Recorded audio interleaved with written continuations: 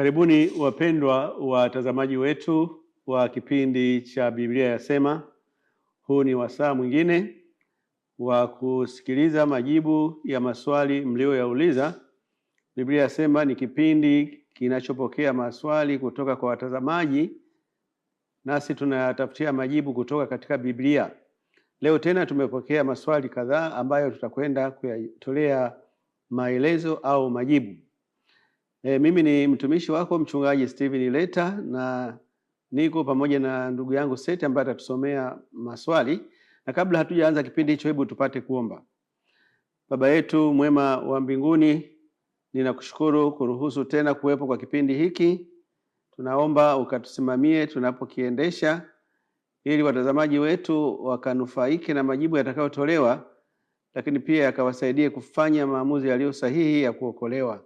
Ndilo ombi letu katika jina la Yesu Kristo, amina. Basi karibu sana Bwana Seth, utusomee swali letu la kwanza. Swali la kwanza linasema, kwa nini malaika wa kwanza miongoni mwa wale malaika watatu wa Ufunuo sura ya 14 na ule mstari wa 6 mpaka wa 11 anatangaza injili ya milele? Injili ya milele ni nini? Huyu rafiki yetu yeye ni msomaji wa hiki kitabu cha Ufunuo, na alikutana na huo ujumbe wa malaika watatu ambao unapatikana katika kitabu cha Ufunuo sura 14 fungu la 6 hadi 11, na kilichomshangaza na alichokuwa anahitaji ufafanuzi ni kutaka kujua kwa nini huyu malaika wa kwanza anatangaza injili ya milele. Nataka kujua injili ya milele hasa ni nini. Majibu ni kama ifuatavyo. Kwanza tunakwenda kwenye hicho kitabu ambacho amekizungumzia, tukasikie kinasemaje. Biblia inasema, kisha nikaona malaika mwingine akiruka katikati ya mbingu, mwenye injili ya milele, awahubiri hao wakao juu ya nchi, na kila taifa na kabila na lugha na jamaa. Akasema kwa sauti kuu, mcheni Mungu na kumtukuza, kwa maana saa ya hukumu yake imekuja. Msujudieni yeye aliyezifanya mbingu na nchi na bahari na chemchemi za maji. Huyu malaika alikuwa anatangaza injili, malaika wa kwanza. Ujumbe wa malaika wa kwanza kimsingi umejikita katika kutangaza habari njema, na tunaposema habari njema tunamaanisha injili. Tofauti na mtazamo wa wengi kuwa ujumbe wa malaika watatu umejaa maneno makali na magumu, ujumbe huo kimsingi umejengwa juu ya upendo na habari njema za wokovu ambazo wanadamu hawapaswi kuzipuuza. Katika kitabu cha Ibrania sura ya 2 fungu la 3 hadi la 4, Biblia inasema, sisi je, tutapataje kupona tusipojali wokovu mkuu namna hii, ambao kwanza ulinenwa na Bwana, kisha ukathibitika kwetu na wale waliosikia, Mungu naye akishuhudu pamoja nao kwa ishara na ajabu na nguvu za namna nyingi, na kwa magawanyo ya Roho Mtakatifu kama alivyopenda mwenyewe. Habari ya wokovu imeletwa kwetu sisi wanadamu kwa njia mbalimbali. Malaika wamehusika, Roho Mtakatifu amehusika, lakini gharama kubwa sana imetumika. Hakuna mradi ambao umemwingiza Mungu gharama kubwa kama mradi wa wokovu. Mradi wa uumbaji nao ulikuwa mkubwa, lakini haukuwa na gharama kubwa kama mradi wa ukombozi. Na kwa hiyo tunatahadharishwa ya kwamba hatupaswi kupuuza huo mpango wa wokovu au hata kufikiria kuhujumu. Na ndio maana huyo malaika wa kwanza anafafanua, anaweka msisitizo sana juu ya injili. Wanadamu waielewe hiyo injili, wanadamu wauelewe vyema huo mpango wa wokovu, wauthamini na waweze kumuunga mkono Mungu, waweze kutoa ushirikiano wao na Mungu ili mpango huo ufanikiwe kama ulivyopangwa. Injili inayohubiriwa na malaika yule wa kwanza, kwa nini inaitwa milele? Inaitwa milele kwa kuwa imejengwa juu ya upendo wa Mungu wa milele. Upendo huu mkuu wa Mungu uitwao agape upo juu sana ya upendo mwingine wowote. Katika kitabu cha Yeremia 31 fungu la 3 najaribu kuelezea upendo huu wa Mungu ambao katika lugha nyingine unaitwa agape. ndio upendo ulio wa kiwango cha juu sana kuliko upendo mwingine wowote. Biblia inasema, Bwana alinitokea zamani akisema, naam, nimekupenda kwa upendo wa milele, ndio maana nimekuvuta kwa fadhili zangu. Kwa hiyo uko upendo wa milele ambao ni wa Mungu peke yake, na huu ndio upendo mkuu kuliko upendo mwingine wowote. Lakini bado kutakuwepo na upendo mwingine. Kwa mfano, wanadamu nao wana upendo wao, lakini upendo wa wanadamu uko kiwango cha chini sana, huwezi kulinganisha na upendo wa Mungu.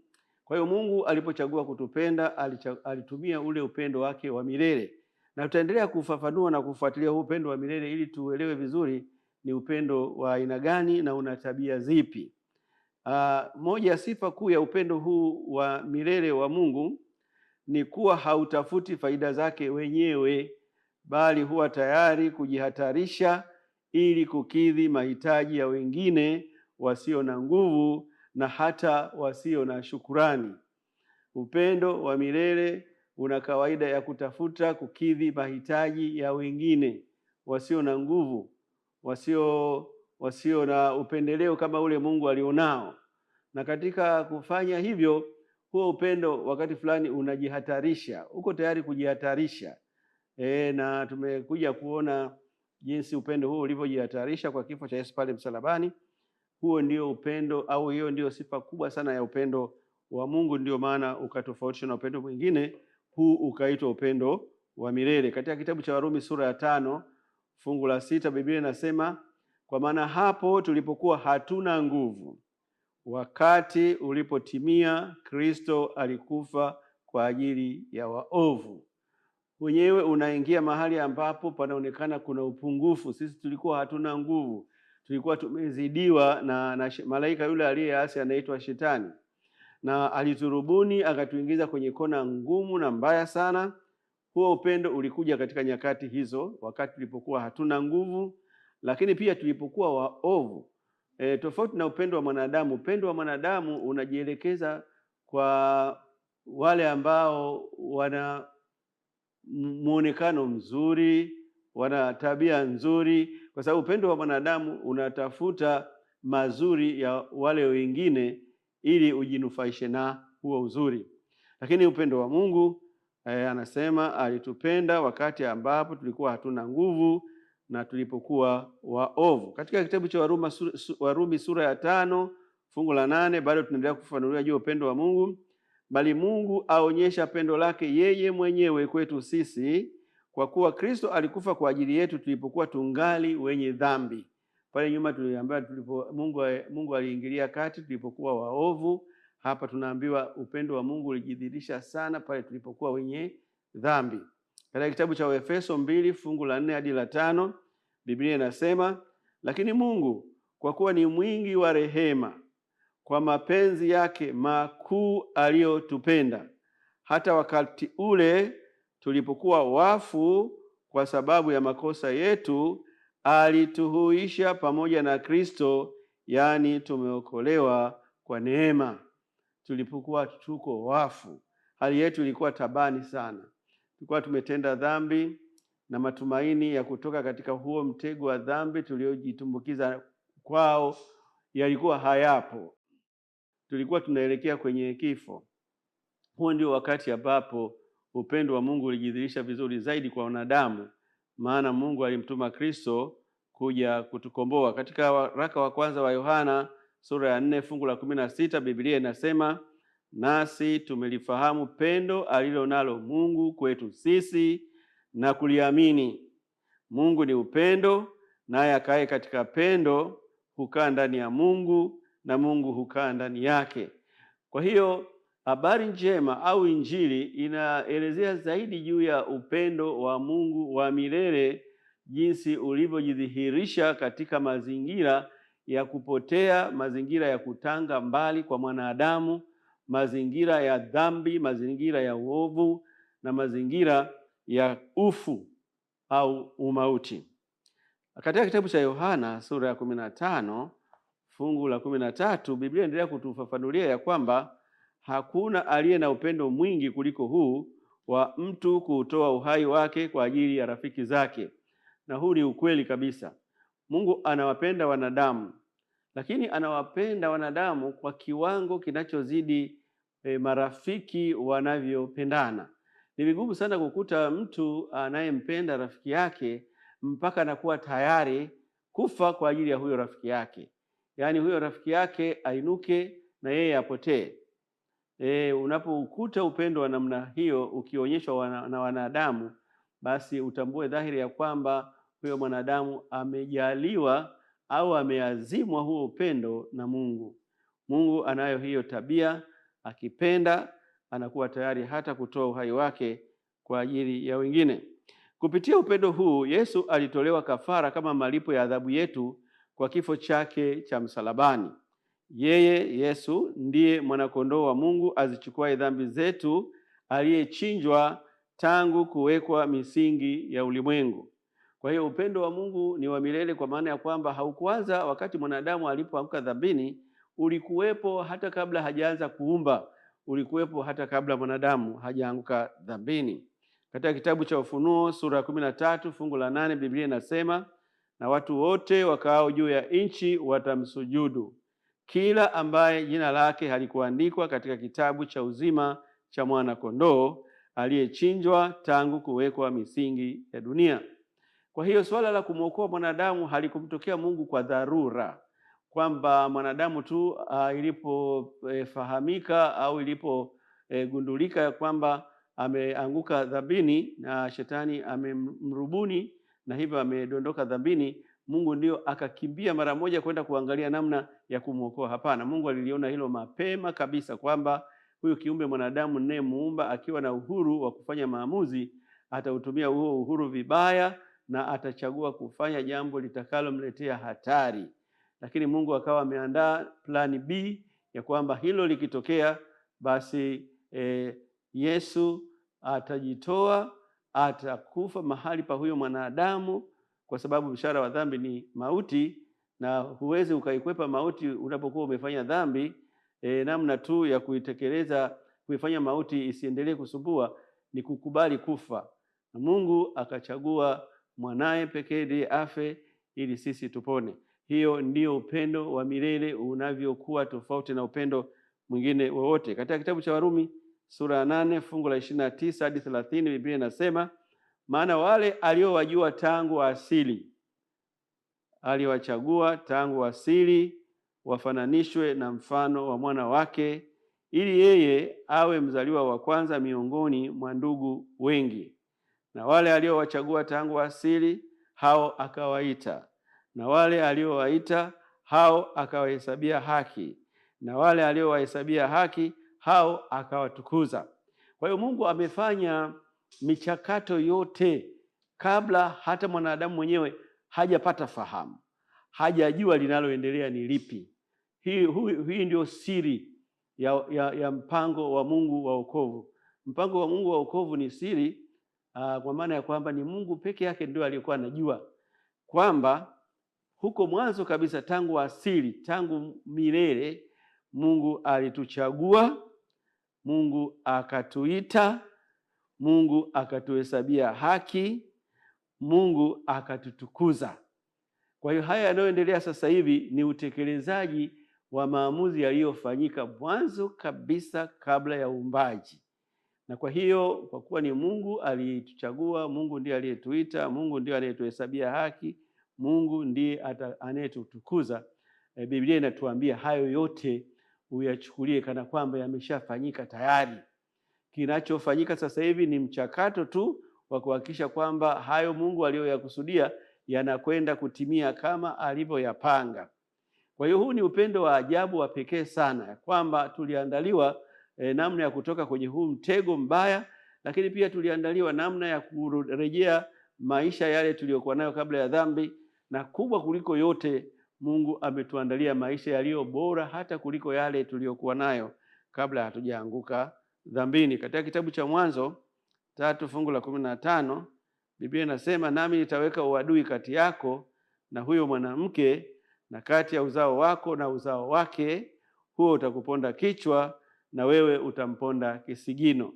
Hapa ni wakati Mungu akiwapa hotuba ya mwisho wakiwa pale bustanini, hawa wazazi wetu Adamu na Eva.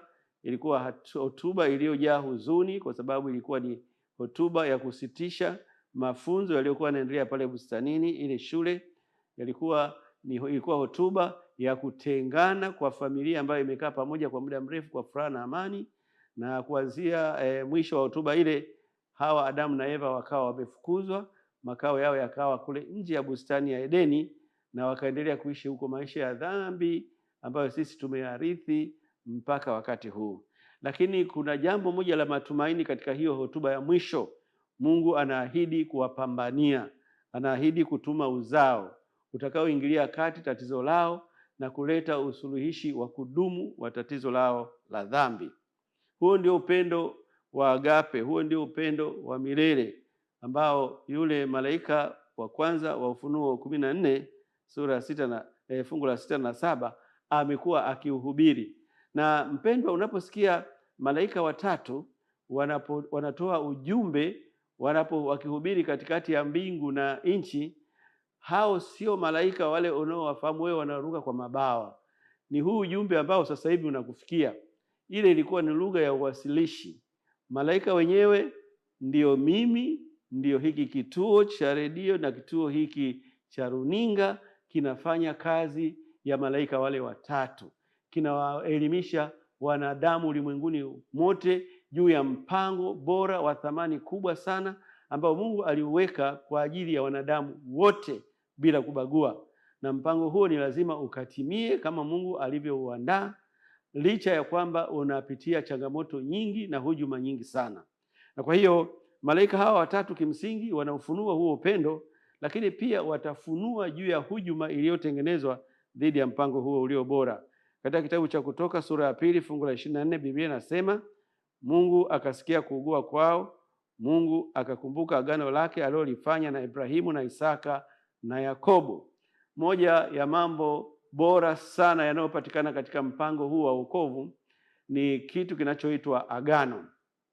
Mungu aliahidi kufanya jambo kwa ajili ya wanadamu, na pale bustanini kabla hawajatengana, Mungu alimkumbusha Adamu na Eva juu ya hilo agano, ya kwamba atatuma uzao utakaorekebisha matatizo yote yaliyojitokeza. Na baadaye Mungu alipomuita Ibrahimu alimpatia pia agano hilo, akamweleza jinsi mpango Mungu anavyopanga kuja kuwakomboa wanadamu. Agano hilo ambalo Mungu alimwahidi Ibrahimu alirudia kwa Isaka na akalirudia tena kwa Yakobo.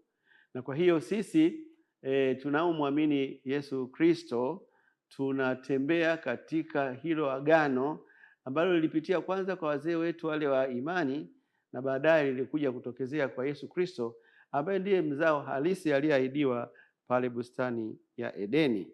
Katika Kumbukumbu la Torati sura ya 7 fungu la 6 hadi la 8, Biblia inazungumzia jambo fulani juu ya utimizo wa ahadi hiyo ya Mungu, au utimizo wa lile agano la Mungu alilolifanya kwa Ibrahimu.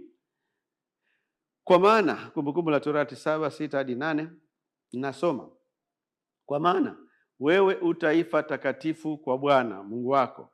Bwana Mungu wako amekuchagua kuwa watu wake hasa zaidi ya mataifa yote walioko juu ya uso wa nchi. Watu wanajiuliza kwa nini hasa Israeli inaonekana kupendelewa sana na Mungu, inatajwa sana katika vitabu vitakatifu na hasa Biblia, na inaonekana ya kwamba Mungu alikuwa amewapa kipaumbele sana Waisraeli pengine kuliko makabila au mataifa mengine yote hapa duniani. Ni kwa nini? Hiyo ni kwa sababu Mungu alikuwa amemwahidi Ibrahimu ambaye ndiye asili ya hilo taifa la Israeli. Lakini Ibrahim pia ndiye asili ya Waislamu. Kwa hiyo amebeba ahadi, amebeba agano ambalo sasa linakuja kufafanuliwa sasa kwa nini hilo agano linaonekana kuwapendelea sana Waisraeli. Anasema, kwa maana wewe utaifa takatifu kwa Bwana Mungu wako. Bwana Mungu wako amekuchagua kuwa watu wake hasa zaidi ya mataifa yote walioko juu ya uso wa nchi. Kwa nini? Bwana hakuwapenda ninyi wala hakuwachagua ninyi kwa sababu mlikuwa wengi kuliko mataifa yote, maana mlikuwa wachache kuliko watu wote, bali ni kwa sababu Bwana anawapenda, ule upendo wa milele wa agape, na kwa sababu alitaka kuutimiza uwapo wake aliowaapia baba zenu, ndiyo sababu Bwana akawatoa kwa mkono wa nguvu, akawakomboa katika nyumba ya utumwa, katika mkono wa Farao mfalme wa Misri. Kwa hiyo Mungu analo agano alilolifanya, anacho kiapo alichokiweka dhidi ya wanadamu, ya kwamba, na hicho alikiweka mapema kabisa kabla mimi na wewe hatujaumbwa, ya kwamba atawakomboa wanadamu na baadaye atawaketisha katika viti vya enzi mbinguni, na atawatukuza sana kuliko viumbe wengine wote.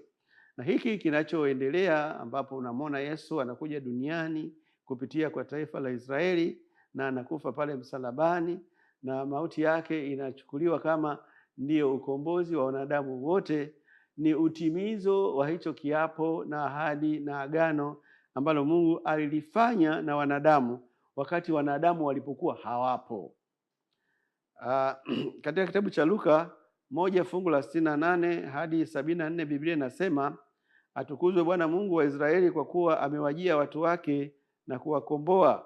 Ametusimamishia pembe ya wokovu katika mlango wa Daudi mtumishi wake, kama alivyosema tangu mwanzo kwa kinywa cha manabii wake watakatifu, tuokolewe na adui zetu na mikononi mwao wote wanaotuchukia, ili kuwatendea rehema baba zetu na kulikumbuka agano lake takatifu, lile agano alilolifanya na Adamu na Eva pale bustanini, na alilolirudia kwa Ibrahimu, na akalirudia tena kwa Isaka, akarudia tena kwa Yakobo. Hilo ndilo agano ambalo Mungu anakuja kulitimiza sasa katika kipindi hiki cha Luka kupitia kwa Yesu Kristo. Anasema uwapo aliomwapia Ibrahimu baba yetu, ya kwamba atatujalia sisi tuokoke mikononi mwa adui zetu na kumwabudu pasipo hofu. Hii ilikuwa ni sala aliyoitoa mtumishi wa Mungu alipokuwa hekaluni, baada ya kukutana na mtoto aliyeletwa pale hekaluni ili kubarikiwa, na mtoto mwenyewe akaja kugundua kwa njia ya mafunuo ya kwamba alikuwa ni mkombozi wa ulimwengu, na kwake yeye akaona huyu mtoto sasa ndiyo utimizo wa ule uwapo ambao Mungu aliwaapia Ibrahimu, Yakobo na Isaka, lakini aliyotangulia kumwapia Adamu na Eva pale bustanini, lakini aliyokuwa ameuweka wakati wa kuwekwa kwa misingi ya dunia, kabla mimi na wewe hatujaumbwa.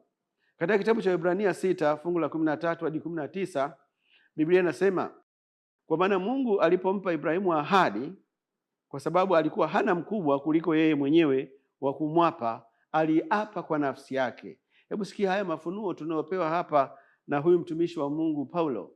Kumbe Mungu alipokuwa anatoa hicho kiapo, hiyo ahadi, hilo agano kwa Ibrahimu, ili kuweza kumwaminisha Ibrahimu na wengine wote watakaonufaika na kiapo hicho, ya kwamba hicho kinachoahidiwa ni kweli kitatimizwa hivyo hivyo kinavyoahidiwa. Mungu alitamani kuwapa, ila alikosa mtu wa kumwapia, kwa sababu kiapo huwa kinafanywa kwa aliye juu yako. Aliye juu ya Mungu ni nani? Kwa hiyo Mungu akaapa kwa nafsi yake mwenyewe akisema, hakika yangu kubariki nitakubariki, na kuongeza nitakuongeza. Na hivyo kwa kuvumilia akaipata ile ahadi. Maana wanadamu huwapa kwa yeye aliye mkuu kuliko wao, na kwao ukomo wa mashindano yote ya maneno ni kiapo, kwa kuyathibitisha katika neno hilo. Mungu akitaka kuwaonyesha zaidi sana warithio ile ahadi jinsi mashauri yake yasivyoweza kubadilika, alitia kiapo katikati, ili kwa vitu viwili visivyoweza kubadilika, ambavyo katika hivyo Mungu hawezi kusema uongo, tupate faraja iliyo imara, sisi tuliokimbilia kuyashika matumaini yale yawekwayo mbele yetu, tulio nayo kama nanga ya roho, yenye salama, yenye nguvu, yaingiayo hata mle mlimo ndani ya pazia. Mpendwa mtazamaji, mimi na wewe tumethibitishiwa ya kwamba agano Mungu alilolifanya na wanadamu wakati ule wa kuwekwa kwa misingi ya dunia, ya kwamba atawakomboa na atawatoa katika madhila yote waliojikuta wameyapitia, na atawainua na kuwatukuza sana kuliko viumbe wengine wote. Ahadi hiyo ni ya kweli, na uthibitisho wake ni kwamba Mungu aliapa kwa nafsi yake mwenyewe, kwa sababu hakuwepo mkubwa mwingine wa kuweza kuapa kwake.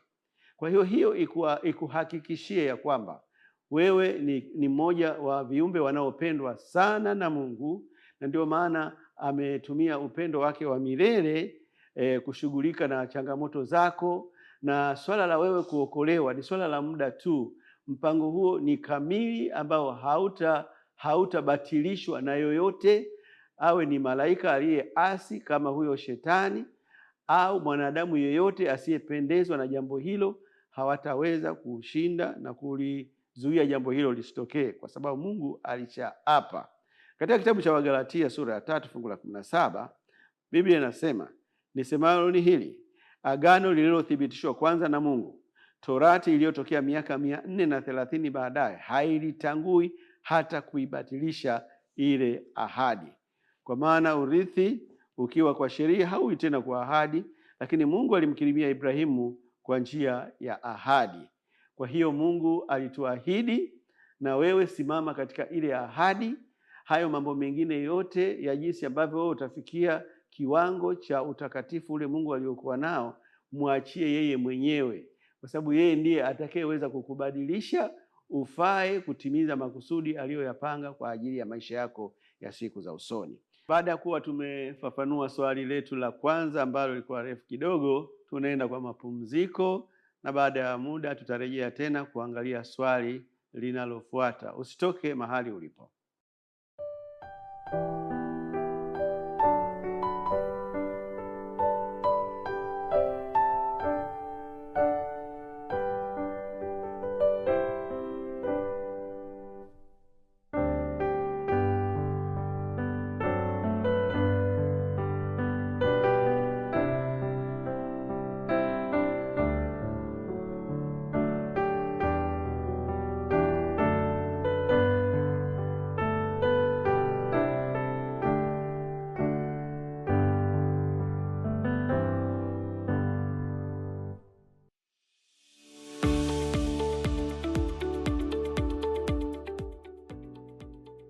Mnamo mwaka 1929 kanisa la Waadventista wa Sabato lilianza kutoa masomo ya unabii kwa kupitia njia ya redio.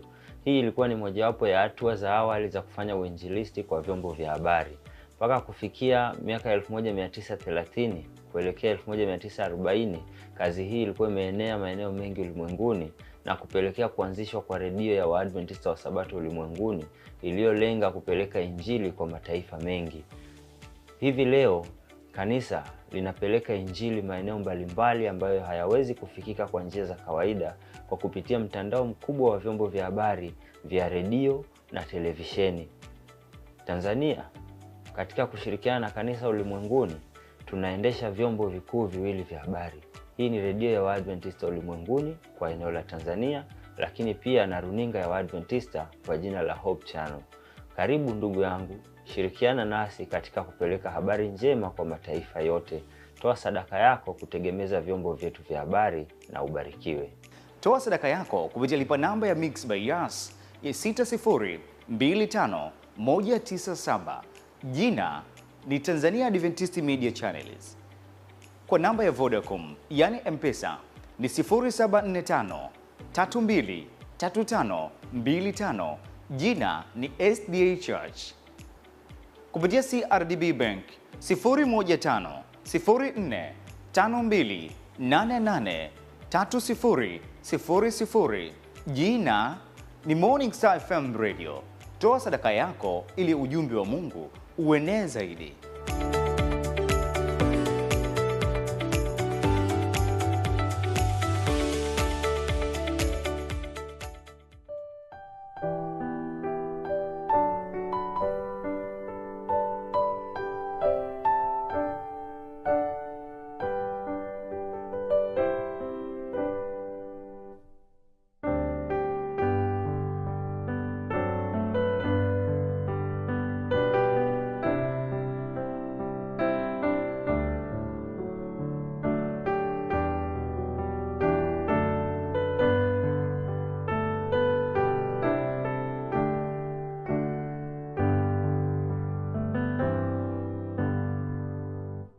Karibuni sana. Baada ya mapumziko mafupi tumerejea na ndugu yetu Seti anakwenda kutusomea swali linalofuata. Swali la pili linasema kama malaika wa kwanza wa Ufunuo sura ya 14 mstari wa 6 mpaka wa 7 anazungumzia injili ambayo ni habari njema, kwa nini kwenye kuhitimisha ujumbe wake anazungumzia hukumu? Je, hukumu ni habari njema? Sawa. Swali limeeleweka na majibu ni kama ifuatavyo. Hukumu hutolewa ili kubaini mkosaji na aliyekosewa, ili wote wawili wapewe kinachowastahili. Hukumu ni habari njema kwa mlalamikaji, na hukumu ni habari njema pia hata kwa yule anayelalamikiwa, ili kubaini ukweli. Katika kitabu cha Mithali 13 fungu la 6 Biblia inasema, haki humlinda yeye aliye mnyofu katika njia yake, bali ubaya humwangusha mwenye dhambi. Kwa hiyo hukumu ni jambo zuri tu, wala sio jambo baya, kwa sababu kupitia katika hukumu ndipo tunamfahamu yule mnyofu na ndipo tunamfahamu na yule mbaya. Na ni kweli ya kwamba huyu malaika anazungumzia habari njema au injili, lakini habari njema au injili inapohujumiwa au habari njema au injili isipotumika kwa namna ambayo Mungu alikuwa ameikusudia, ni lazima kuwepo na hukumu. Na hukumu ni kuona kwamba ni nani miongoni mwa wale ambao Mungu aliwakusudia kuwatendea mema wamepokea hiyo zawadi, na ni nani ambao hawakuipokea, na ni nani ambao waliwapotosha wenzao. Katika Ufunuo 19 fungu la 2 Biblia inasema, kwa kuwa hukumu zake ni za kweli na za haki, maana amemhukumu yule kahaba mkuu aliyeiharibu nchi kwa uasherati wake na kuipatiliza damu ya watumwa wake mkononi mwake. Kwa hiyo umesikia hapa juu ya kahaba mkuu. Unaposikia habari ya kahaba mkuu katika kitabu cha Ufunuo, kinazungumzia mamlaka fulani hivi iliyopotosha ukweli unaopatikana katika habari njema au katika injili. Na matokeo yake kwa kuupotosha huo ukweli, hiyo taasisi imewakosesha watu wengi sana. Na ndio maana hukumu inahitajika ili kuona kwamba hicho kilichofanywa na hiyo taasisi kilikuwa sahihi au kilikuwa ni makosa. Hukumu juu ya wale waliokataa injili ilianza mbinguni wakati Yesu alipoingia chumba cha pili cha hekalu la mbinguni kama kuhani mkuu baada ya kufufuka kwake. Katika kitabu cha Ibrania sura ya 9 fungu la 11 inatuambia hivi, lakini Kristo akiisha kuja aliye kuhani mkuu wa mambo mema yatakayokuwapo kwa hema iliyo kubwa na kamilifu zaidi, isiyofanyika kwa mikono, maana yake isiyo ya ulimwengu huu, wala si kwa damu ya mbuzi na ndama, bali kwa damu yake mwenyewe, aliingia mara moja tu katika patakatifu akisha kupata ukombozi wa milele. Kazi ambayo Yesu ameifanya baada ya kukamilisha ukombozi wake hapa duniani ni kwenda katika hekalu la mbinguni ambako kwa sasa anahudumu kama kuhani mkuu. Na hiyo kazi anayoifanya pale inafananishwa pia na hukumu, kwa sababu kitu anachokifanya pale ni kuchambua ni nani miongoni wa wale waliomchagua wamekidhi vigezo vilivyokuwa vimetolewa, na ni nani hawajakidhi vigezo, na nini kifanyike kwa ajili ya hao wote wawili. Katika kitabu cha Ufunuo 1 fungu la 12 Biblia inasema, nikageuka nione ile sauti iliyosema nami, na nilipogeuka niliona vinara vya taa 7 vya dhahabu, na katikati ya vile vinara nikaona mtu mfano wa mwanadamu amevaa vazi zilizofika miguuni na kufungwa mshipi wa dhahabu matitini. Kichwa chake na nywele zake zilikuwa nyeupe kama sufu nyeupe kama theluji, na macho yake kama mwali wa moto, na miguu yake kama shaba iliyosuguliwa sana, kana kwamba imesafishwa katika tanuru, na sauti yake kama sauti ya maji mengi. Naye alikuwa na nyota 7 katika mkono wake wa kuume, na upanga mkali wenye makali kuwili ukitoka katika kinywa chake, na uso wake kama jua liking'aa kwa nguvu zake. Hiyo ni taswira ya Yesu akiwa anahudumu katika hekalu la mbinguni, na hapa alikuwa katika kile chumba cha kwanza, kwa sababu nasikia kwamba kulikuwa na taa na taa zilikuwa katika kile chumba cha kwanza. Hii ndio kazi Yesu aliyokuwa anaifanya alipopaa mbinguni, na ilipofika mwaka wa 1844 kwa mujibu wa unabii, alitoka katika hiki chumba cha kwanza na aliingia kwenye chumba cha pili ambako sasa anahudumu kama kuhani mkuu, na atakapokamilisha hiyo kazi atakuwa anakuja hapa duniani ili kutoa ujira. Wale wanaostahili kupokea mema wapokee mema, na wale wanaostahili kupokea mabaya kwa maana ya adhabu waweze kupokea hiyo adhabu.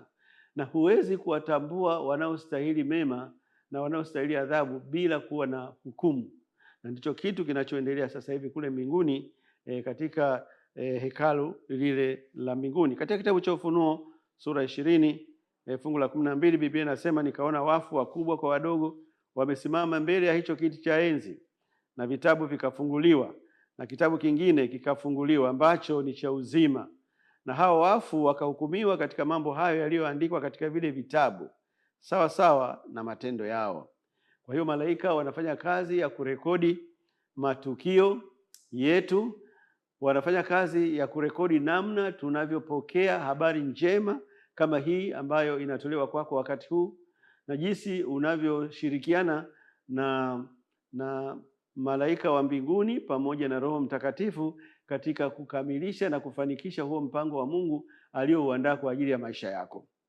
Unapoonekana kwenda kinyume kwa makusudi kabisa na kudharau ile hekima ya Mungu na kudharau ile zawadi Mungu aliyokupatia kupitia Yesu Kristo, kesi inaamua nini cha kufanya, nini unachostahili kufanyiwa. Kwa hiyo ni vizuri sana kuzingatia kile unachokifanya katika wakati huu, kwa sababu majina yetu yanapitiwa moja moja, na itakapofikia jina lako, unadhani Yesu atasema nini juu ya maisha yako? Atasema umetoa ushirikiano kwa ajili ya wokovu wako kwa kupokea na kusikiliza mashauri ulikuwa unapewa na watumishi wa Mungu yaliyokuwa yanatoka katika maandiko matakatifu, au atasema ulikuwa unayapuuza mafundisho uliokuwa unapewa na watumishi wa Mungu yaliyokuwa yanatolewa kwenye maandiko matakatifu? Wajibu huo ni wa kwako, na wewe ndiye utakayeamua hatima ya maisha yako. Katika kitabu cha Danieli 7 fungu la 9 hadi la 10, Biblia inasema, nikatazama hata viti vya enzi vikawekwa, na mmoja aliye mzee wa siku ameketi. Mavazi yake yalikuwa meupe kama theluji, na nywele zake kichwa chake kama sufu safi. Kiti chake cha enzi kilikuwa miali ya moto, na gurudumu zake moto wakao. Mto kama wa moto ukatoka ukipita mbele zake. Maelfu elfu wakamtumikia, na 10,000 mara 10,000 wakasimama mbele zake. Hukumu ikawekwa na vitabu vikafunuliwa. Katika mahakama hiyo ya mbinguni ambako sasa hivi inaendelea, Yesu ndiye mtetezi wa wanadamu. Anasimama kama kuhani, na kazi ya kuhani ilikuwa ni kuwatetea wenye dhambi, na ndio kazi anayofanya hiyo Yesu sasa hivi. Anaonyesha alama za misumari katika mikono yake na miguu yake, akimwambia Mungu Baba ya kwamba hawa wanadamu waliotenda dhambi ambao wanastahili kuhukumiwa adhabu ya milele, kwa maana ya kwamba kuangamizwa milele kabisa, watokomee wasionekane. Ninaomba adhabu hiyo ibatilishwe, kwa sababu yeye Yesu alikuja akatumikia hiyo adhabu kwa kufa kwake pale msalabani, na kwa sababu sisi ni rafiki zake, anataka vile ambavyo alitendewa yeye basi ichukuliwe kwamba na sisi tumeshatendewa tayari, na kwa hiyo adhabu tumeshailipa tayari. Hatutakiwi tena twende tukatumikia adhabu hiyo hiyo ambayo yeye alishaitumikia pale msalabani. Hiyo ni upande wa Yesu, lakini upande wa malaika watatoa utetezi wao pia kwamba huyo mtu ambaye Yesu anazungumza kwamba asamehewe alitenda dhambi, na mbaya zaidi hakuwahi kuungama hizo dhambi, hakuwahi kumtambua Yesu kama mwokozi wake. Na taarifa hizo zitakapotolewa, basi Yesu atakuwa hana namna ya kukusaidia. Atainama tu kichwa chake chini na kumwambia Baba, kwa kuwa huyo mtu hakutaka kafara yangu niliyotoa msalabani iwe badala ya adhabu yake ya milele, basi mahakama ifuate mkondo wake, iamue hicho kinachostahili kwa ajili ya huyo mtu. Na kwa hiyo utakuwa umepata hukumu ya milele ya kujitakia tu, ya makusudi tu, wakati ambapo adhabu hiyo yuko mtu alikuwa ameshaitumikia kwa ajili yako. Katika kitabu cha Ufunuo sura ya 22 fungu la 12, Biblia inasema, Tazama naja upesi, na ujira wangu pamoja nami kumlipa kila mtu kama kazi yake ilivyo. Yesu atakapokuwa amemaliza hiyo kazi ya utetezi, atakuja kutupatia ujira tunaostahili. Katika Ufunuo 22 fungu la 11 Biblia inasema, mwenye kudhulumu na azidi kudhulumu, na mwenye uchafu na azidi kuwa mchafu, na mwenye haki na azidi kufanya haki, na mtakatifu na azidi kutakaswa. Tazama naja upesi, na ujira wangu pamoja nami kumlipa kila mtu kama kazi yake ilivyo. Kwa hiyo kuna hukumu inayokuja, na hukumu hiyo itakuja kutangazwa wakati Yesu anapokuja mara ya pili hapa duniani. Lakini huo utakuwa ni wakati ambapo hukumu hiyo imeshakatwa tayari. Kabla hiyo hukumu haijakatwa, unayo nafasi ya kwenda kwa Yesu na kumwomba uwe sehemu ya wale watakaonufaika na kafara yake. Malaika watatu wa Ufunuo 14 fungu la 6 hadi 11 wanatangaza ujumbe wa onyo la mwisho kwa ulimwengu ulioasi. Ulimwengu umeasi kwa kuwa umekataa injili ya kweli na kugeukia injili nyingine inayopotosha. Katika kitabu cha Wagalatia 1 fungu la 6 Biblia inasema, na staajabu kwa kuwa mnamwacha upesi hivi yeye aliyewaita katika neema ya Kristo na kugeukia injili ya namna nyingine. Ipo shida ambayo inatokea leo duniani ya kwamba injili ile ambayo Yesu aliileta hapa duniani, zile habari njema za wokovu zinapotoshwa na watu wanakoseshwa. Injili iliyopotoshwa haitoi taarifa sahihi za wokovu kama zitolewazo na injili ya kweli. Mara ya kwanza injili kuhubiriwa kwenye sayari yetu ilikuwa ni wakati Yesu alipozaliwa. Napo tunasoma habari hizo katika Luka 2 fungu la 9 hadi la 10. Biblia inasema, malaika wa Bwana akawatokea ghafla, utukufu wa Bwana ukawang'aria pande zote, wakaingiwa na hofu kuu. Malaika akawaambia, msiogope, kwa kuwa mimi nawaletea habari njema ya furaha kuu itakayokuwa kwa watu wote. Maana leo katika mji wa Daudi amezaliwa kwa ajili yenu Mwokozi, ndiye Kristo Bwana.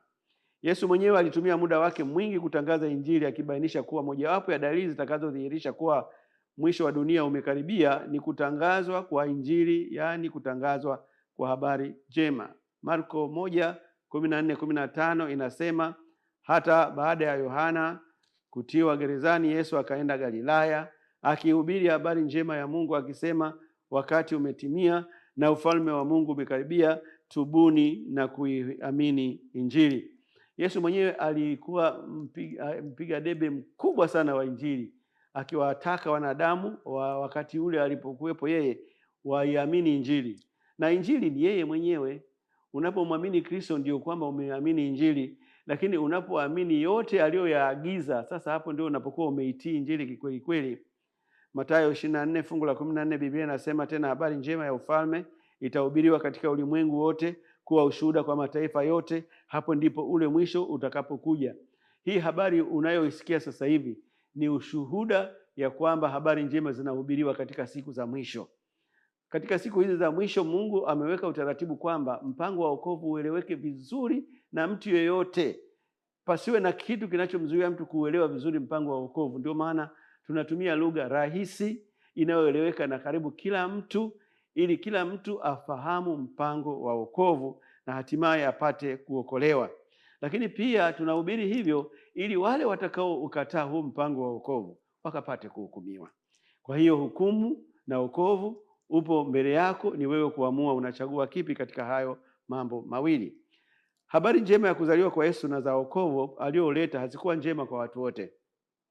Shetani na malaika wake na mawakala wengine waliandaa njama za kuhafifisha na kupinga kabisa habari hii ya wokovu ili isipokelewe na wanadamu. Warumi 10:16 Biblia inasema, lakini si wote waliotii ile habari njema, kwa maana Isaya asema, Bwana, ni nani aliyeziamini habari zetu? Ni jambo la kushangaza sana ya kwamba Mungu amefanya yote kutuokoa sisi wanadamu kwa gharama zake, lakini wanadamu wanaipokea hiyo habari kwa ubaridi kabisa, bila hata uchangamfu wowote, bila hata shukrani yoyote. Lakini mbaya zaidi, wanaipotosha hiyo habari ili ionekane kwamba sio ya kweli. Nadhani umewahi kukutana na watu wanaobisha kabisa kwamba Yesu hakufa pale msalabani. Yesu baadaye alikuja kushuka, wakampandisha mtu mwingine. Wengine wanasema Yesu hakufufuka. Wengine wanasema Yesu hakufa pale msalabani. Kuna stori nyingi sana. Hizo zote zinalenga kuwafifisha hii habari njema ambayo mbingu ingetarajia wanadamu wote waichangamkie, waipokee vizuri, waikumbatie na kuifanyia na kuitendea kazi. Lakini sivyo ilivyo. Shetani amefanya ya kwake. Ufunuo 12:12 Biblia inasema, kwa hiyo shangilieni enyi mbingu nanyi mkao humo, lakini ole wa nchi na bahari, kwa maana yule ibilisi ameshuka kwenu mwenye ghadhabu nyingi, akijua kuwa na wakati mchache. Shetani anazuia sana habari njema zisiweze kuwafikia wanadamu wote. Katika kitabu cha Wakorintho wa pili 4 fungu la 3 hadi la 5 Biblia inasema, lakini ikiwa injili yetu imesitirika kwa hao wanaopotea, ambao ndani yao Mungu wa dunia hii amepofusha fikra zao, wasiamini injili, isiwazukie nuru ya injili ya utukufu wake Kristo, aliye sura yake Mungu. Kwa maana hatujihubiri wenyewe, bali Kristo Yesu ya kuwa ni Bwana, na sisi wenyewe kuwa tu watumishi wenu kwa ajili ya Yesu. Kwa hiyo shetani anafanya jitihada kubwa sana kuzuia habari njema isiwafikie wanadamu, na kama itawafikia basi inawafikia ikiwa imepotoshwa. Mungu anatoa onyo kwa ulimwengu kupitia ujumbe wa malaika wa kwanza kuwa waliokataa kutii injili ya kweli na kugeukia injili nyingine ya uongo wanayo kesi ya kujibu, na wakikutwa na hatia wataadhibiwa. Wagalatia 1:6 hadi 8 Biblia inasema, na staajabu kwa kuwa mmemwacha upesi hivi yeye aliyewaita katika neema ya Kristo na kugeukia injili ya namna nyingine, wala si nyingine, lakini wapo watu wawataabishao na kutaka kuigeuza injili ya Kristo. Lakini japokuwa sisi au malaika wa mbinguni atawahubiri ninyi injili yoyote isipokuwa hiyo tuliyowahubiri, na alaaniwe. Kwa hiyo kuna adhabu kwa wale ambao hawatathamini injili ambayo ni mpango ulioandaliwa kwa gharama kubwa kwa ajili ya kuwaokoa wanadamu. Wathesalonike wa pili 1:6 hadi 10 nasema, kwa kuwa ni haki mbele za Mungu kuwalipa mateso wale wawatesao ninyi, na kuwalipa ninyi mteswao raha pamoja na sisi, wakati wa kufunuliwa kwake Bwana Yesu kutoka mbinguni, pamoja na malaika wa uweza wake katika mwali wa moto, huku akiwalipiza kisasi wao wasiomjua Mungu na wao wasioitii injili ya Bwana wetu Yesu, watakaoadhibiwa kwa maangamizo ya milele, kutengwa na uso wa Bwana na utukufu wa nguvu zake, yeye atakapokuja ili kutukuzwa katika watakatifu wake na kustaajabiwa katika wote waliosadika katika siku ile, kwa sababu ushuhuda wetu ulisadikiwa kwenu. Kwa hiyo iko adhabu ambayo Mungu anakwenda kuitoa kwa wale wote wasioitii injili, watu wote wale ambao hawakuitikia injili. Unajiuliza kwa nini? Kwa nini watu waadhibiwe wakati swala la kuokolewa ni la hiari? Ni kwa sababu ya gharama, ni kwa sababu ya uwekezaji mkubwa ambao Mungu amefanya katika huo mpango wa kumwokoa mwanadamu. Mtu au kiumbe mwingine yeyote anapofundisha kinyume cha mpango wa wokovu kwa makusudi, anadhamiria kuhujumu mpango huo usifanikiwe, lakini Mungu hataruhusu mpango wake ushindwe. Kitabu cha Mathayo 5 fungu la 19 Biblia inatuambia, basi mtu yeyote atakayevunja amri moja katika hizi zilizo ndogo na kuwafundisha watu hivyo, ataitwa mdogo kabisa katika ufalme wa mbinguni, bali mtu atakayezitenda na kuzifundisha, huyo ataitwa mkubwa katika ufalme wa mbinguni. Wale tunaofundisha neno la Mungu tuwe waangalifu. Unapowafundisha watu kilicho kinyume na mapenzi ya Mungu, Biblia inasema utaitwa mdogo sana kule mbinguni. Na kuitwa mdogo kule mbinguni maana yake hutapata nafasi ya kuingia kule mbinguni. Lakini sio hilo tu, utakuwa unakabiliwa na kesi ya kujibu na hukumu mbaya ya kutengwa na uso wa Mungu milele. Lakini kama utafundisha kama maandiko matakatifu yanavyotaka, wewe utaitwa mkubwa katika ufalme wa mbinguni. Mimi nimechagua niitwe mkubwa. Sisi taasisi yetu imechagua kuitwa watu wakubwa. Tumechagua kufundisha ukweli kama ulivyo, kwa sababu tunaamini kwa kufanya hivyo tunawasaidia watu wengi sana kufanya uchaguzi ulio sahihi wa kuokolewa kwao. Injili imehujumiwa kwa kuondoa amri za Mungu kwa madai kuwa hazihusiki na wokovu. Ni kweli kuwa sheria ziliingizwa ili kutambulisha dhambi na hazina uwezo wa kumwokoa mwenye dhambi. Katika kitabu cha Warumi 3 fungu la 20 Biblia inasema, kwa sababu hakuna mwenye mwili atakayehesabiwa haki mbele zake kwa matendo ya sheria, kwa maana kutambua dhambi huja kwa njia ya sheria. Ni kweli. Hata hivyo, sheria inayotambulisha dhambi ina nafasi kubwa wakati wa mchakato wa wokovu wa mwanadamu, kama vyombo vya maabara vilivyo na nafasi kubwa wakati wa kutafuta tiba ya ugonjwa. Kama tulivyoambiwa na maandiko, sheria moja kazi yake kubwa sana ni kutambulisha kwamba una dhambi. Unapokuwa umetenda dhambi, unasikia hatia moyoni mwako, dhamira yako inakusuta. Hicho kinachokusuta moyoni mwako ni kwa sababu sheria ilishasema kufanya hicho ulichofanya ni kosa, ni mwiko na haitakiwi. Kwa hiyo sheria inatusaidia kutambulisha dhambi. Lakini wakati sheria inatambulisha sheria inatusaidia kututambulisha kwamba tu wenye dhambi, ni hivyo inafanya kazi hiyo hiyo inayofanywa na vyombo vya maabara kule hospitali. Vyombo vya maabara havina uwezo wa kupatia wewe dawa. Vyombo vya maabara vina uwezo tu kukutambulisha kwamba unaumwa na unaumwa nini, na hicho unachoumwa kimefikia kiwango gani, na baada ya hapo unatakiwa ukamwone daktari ambaye atakupatia dawa. Kusema kwamba vyombo vya maabara havina umuhimu kwa sababu havitoi dawa ni kuvikosea, kwa sababu vina jukumu lake. Kwa hiyo katika mpango wa wokovu, kabla hujasamehewa dhambi, kabla hujahesabiwa haki, kabla hujaokolewa, lazima sheria iwe imetambulisha kwamba una matatizo, na hiyo sheria ndiyo inayokusukuma kumtafuta Kristo ambaye ana ufumbuzi wa matatizo yako. Sheria isiyo na uwezo wa kuokoa imepewa uwezo wa kutambulisha dhambi, na kusudi la kutambulisha dhambi ilikuwa ni kumwelekeza mdhambi kwa Yesu anayesamehe dhambi ili apate kusamehewa na kuhesabiwa haki. Wagalatia 3:24. Hivyo torati au sheria imekuwa kiongozi kutuleta kwa Kristo ili tuhesabiwe haki kwa imani.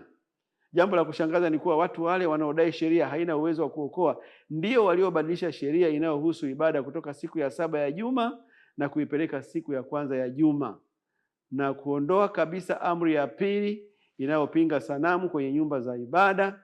Na ukweli kuwa sheria haiokoi hakuwapi wanadamu uhalali wa kuzifanyia mabadiliko sheria hizo. Sheria zisizoweza kuokoa unazifanyia mabadiliko ili iweje? Kwa hiyo hapa kuna hoja ya msingi ya kwamba Biblia imezitambua sheria kwamba hazina uwezo wa kuokoa, lakini zinasaidia katika kutambulisha kuwepo kwa dhambi. Sasa wanadamu wameenda kuzishughulikia hizo sheria ambazo hazina uwezo wa kuokoa kwa kuzibadilisha na zingine kuziondoa kabisa. Swali linaloulizwa hapa na mtoa mada wako ni kwamba sheria zisizoweza kuokoa zilifanyiwa mabadiliko kwa sababu gani? Yaani mtu hatambui kabisa umuhimu wa kuwepo kwa vipimo vya maabara kule hospitali, na kama anajua kwamba vile vipimo havina kazi yoyote, havimsaidii kupata dawa, huyo ameenda kuvishambulia vile vipimo, ameenda kuviharibu. Swali ni kwamba kwa nini alifanya hivyo? Ni kwamba kulikuwa na mkakati, kulikuwa na mbinu mbaya, mbinu chafu inayolenga kuziondoa hizo sheria ili kumsababisha mwanadamu asipate kuokolewa. Katika kitabu cha Danieli sura ya 7 fungu la 25, Biblia inasema, naye atanena maneno kinyume chake aliye juu, naye atawadhoofisha watakatifu wake aliye juu, naye ataazimu kubadili majira na sheria, nao watatiwa mikononi mwake kwa wakati na nyakati 2.5 wakati. Ni dhahiri kuwa ubadilishaji na uondoaji wa sheria ulikuwa mkakati wa muda mrefu uliolenga kudhoofisha mpango wa wokovu na kumfanyia Yesu hujuma ili asifanikiwe kuwaokoa wanadamu. Yesu mwenyewe anasema katika Yohana 14:15, mkinipenda mtazishika amri zangu. Katika Yohana 15:10 anasema, mkizishika amri zangu mtakaa katika pendo langu kama vile mimi nilivyoshika amri za Baba yangu na kukaa katika pendo lake.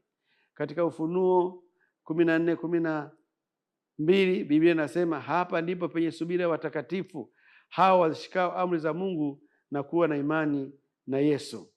Warumi 7:12, basi torati ni takatifu na ile amri ni takatifu na ya haki na njema. Kwa hiyo unaona kabisa ya kwamba wale ambao walikusudia kuiondoa sheria walikuwa na lengo baya. Katika kitabu cha Ufunuo sura 12 fungu la 17 Biblia inasema, joka akamkasirikia yule mwanamke, akaenda zake afanye vita juu ya wazao wake waliosalia, wazishikao amri za Mungu na kuwa na ushuhuda na wa Yesu, naye akasimama juu ya mchanga wa bahari. Kwa hiyo tunaokolewa kwa kuhesabiwa haki kwa njia kuu mbili.